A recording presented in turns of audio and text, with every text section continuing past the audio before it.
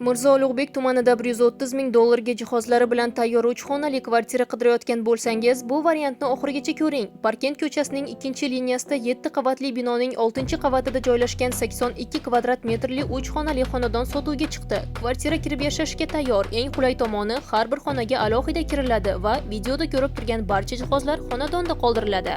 Bu yerda 2 alohida yotoqxona va 2 sanuzel bor. Shu sabab katta oila ham bemalol va qulay yashashi mumkin. Yana bir muhim jihati, kvartira ijaraga berib investitsiya qilish uchun ham yaxshi variant.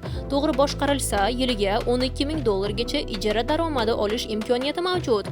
Uy egalari narxini 130 ming dollar deb aytishmoqda va real xaridorga ozgina kelishib beriladi. Parkentda shunaqa tayyor xonadon qidirayotgan bo'lsangiz, pastdagi raqamlarga hoziroq qo'ng'iroq qiling, batafsil ma'lumot beramiz va kvartirani ko'rsatamiz.